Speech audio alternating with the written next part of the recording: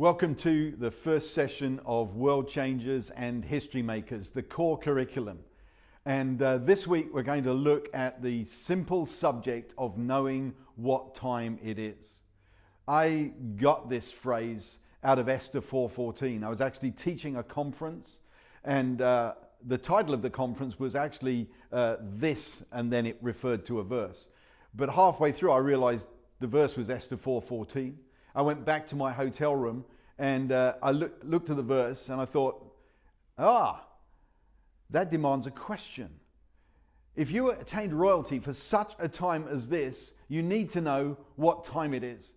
It started me on a journey, a journey that I looked at all the references for wise men in the Old Testament. And I realized that wise men in the Bible understood the times. Even in the book of Esther, the king brought the wise men who, it says, understood the times. Understanding the times is really vital and really crucial for all of us. Jesus actually rebuked his disciples. He said, guys, you understand the kind of like the signs of the weather, but you don't understand the spiritual signs. And perhaps one of the most famous verses around this is the verse that refers to the sons of Issachar. The sons of Issachar who understood the times and knew what to do. And you know, just you will get used to these quadrants, by the way. These will become a part of your life. You'll start to think that way. And if there's 5 points, I'll still make it fit into 4. But you know, this simple quadrant here with regard to wise men know who they are. The sons of Issachar were those that had been blessed as the sons of Issachar. They'd been named by Jacob in the end of Genesis. 400 years of slavery, they still knew who they were. Wise men know who they are. The sons of Issachar knew who they were. Wise men know what time it is. They understand what time it is. Wise men know what to do. And actually, real wise men and women, of course, do something. And this course is about that. I actually think increasingly that my teaching style is an activation teaching style. I don't always tell people things they don't know. I often tell people things they know, put them in a context which causes them to think, oh, I can do something from there. So right at the beginning of this whole program, World Changers and History Makers, right at the beginning of this, in this first session, I really want to challenge you. It's about knowing what time it is. Not what time it is for someone else, what time it is for you, what time it is for your family, what time perhaps it is for your business, your church, your organization, your city, or your nation. What time is it? That verse in Esther 4:14 is a profound verse. And it actually has a statement in it that is often overlooked. If you remain silent, relief and deliverance will come from another source.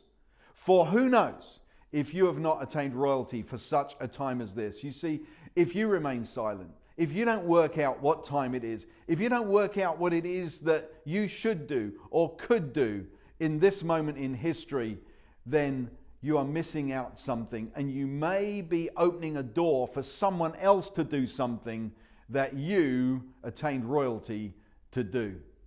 Some years ago, 10 years ago actually, I was lying in a hospital bed. I just had surgery. I was actually slipping into unconsciousness. Don't think I knew that at the time. And I was given a prophetic word by my very good friend Chris Valentin. He gave me a very simple word. He said, Paul, you're Mordecai. I hung on to that word and I thought I knew what it meant. I thought it meant that I was a champion of women. I'm good with that. That's great. I want to be. I hope I am. I hope I will get better at that. I hope that actually there are women watching this who will actually be empowered to do things that maybe previously they didn't feel they were. But it was about a month or two ago that I realized what that word meant. You see, Mordecai adopted an orphaned influencer. And I wanted to play my part in that. I want to adopt the orphaned influences. You see, Esther had lost her parents. She was adopted by Mordecai, and she became an influencer. And there are influencers who are watching this right now, and I believe that some of what I say and empower you to do will release your voice. the orphan influencers, the ones who can't hear the Father's voice of encouragement, can't hear the voice that believes in them. And so wrapped up in this subject of knowing what time it is, I also want you to know that it is so closely related to you realizing who you are, coming into a healthy and true relationship with your Heavenly Father, being sons and daughters, being the adopted, orphaned influencers who become the world changers. See, it's another piece of the course that I mentioned in the introduction, this journey of inner healing, of discovering who we are. Esther discovered who she was, and she found her voice and she spoke out. That's what I want you to do. And so as we think about what time it is, the crucial thing is for you to recognize you've attained royalty. You've become a son, a daughter, a prince, a princess for such a time as this. And let's just have a brief look at a few headline statements about what time it is. And I sum it up with these few statements here. And we're going to go into these in more detail. So you don't need to worry about it now, but different ones of these will affect people differently. Up in the top right-hand corner there, we live in a changing world. The next session that I do, we'll have a look at our changing world. What's going on in the world, and what can we understand from that? It actually is going to lead us later on in the course to knowing what our response is to this changing world. So our world is changing. I assume you haven't missed that. It's pretty obvious for everyone to see. We also have a church which in many areas is in transition. There are lots of things that are changing. I mentioned it in the introduction that many of us now aren't as concerned about going to a midweek Bible study. Good though that is, wonderful, family, fellowship, communion together, that's really important. But we've also shifted into going to midweek schools of ministry or supernatural ministry. Why? Because we want to be trained, we want to be equipped, we want to make a difference. Something has changed there. The church is changing. There are many aspects of church that changed because the church is now in a different world. You know, the church that was in the little town, the little village, and everyone went there, and even those that didn't turned up for their christenings or their Easter or their Christmas or their weddings or funerals. So it was very much a part of life. That's not quite the case anymore. So there are shifts and there are changes in the church. There are changes from what people need from church. People leading busy professional lives that might not have as much time just to be going to everything. What they're looking for in a church has shifted. So we've got a church in transition.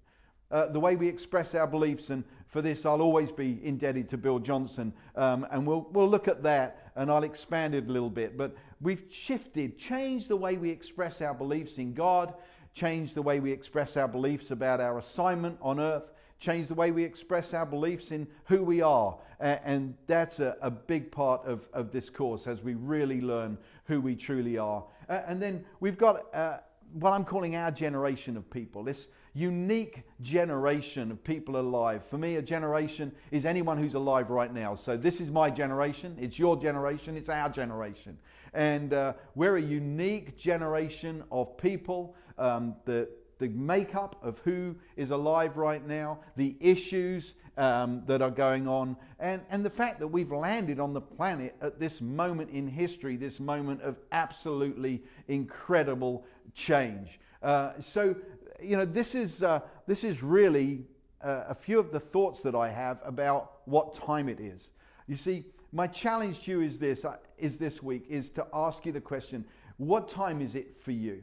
What is this moment? Is it, you know, I love the whole picture in Ecclesiastes there of, you know, it's a time to be born, a time to die, a time to sow, a time to reap, a time to invest, a time to withdraw, a time to teach, a time to learn. That, you know, variations on all of those things can be found there in that passage. For every one of us, I think our goal is discover what time it is for me right now. Let's not live thinking that our destiny is out there, that one day we'll get there. No, this is our moment. So what time is it? For some it might be a time to be still and to be quiet for a season. For others it might be a time to be really stirred up, to go after something. It might be a time to discover destiny, or it might be a time to actually do something. But the more we discover what time it is for us, the more we will truly and fully step in to activating who God has made us to be. So that's a very simple challenge for you this week. Perhaps you've got a prophetic word related to Esther 4:14. It would be great to get that out as well, and just think about it. Maybe you've never thought about this, but I want to say this: let's not let the world, let's not let the newspapers, let's not have the media tell us what time it is. Let's let our Heavenly Father tell us what time it is. Let's be men and women of wisdom who ask for wisdom and understand that wise men know what time it is. Wise men know who they are. Wise men know what to do. And wise men do something. Wise men don't just sit back and let other people do it. There are so many things going on in the world, so many issues going on in the world. The great world changers that there have been in our history were those men and women who saw something, saw an opportunity, saw something that needed to be changed, saw a wrong that needed to be righted, saw an injustice that needed justice. They saw something and they knew, this is my time. And they realized that if I remain silent, relief and deliverance will come from someone else. And, history is full of the heroes, people like Wilberforce who did something. And I am believing this. I'm believing that there will be heroes and heroines who will be birthed, created, activated, and empowered when they start on this journey. And it starts with this. What time is it?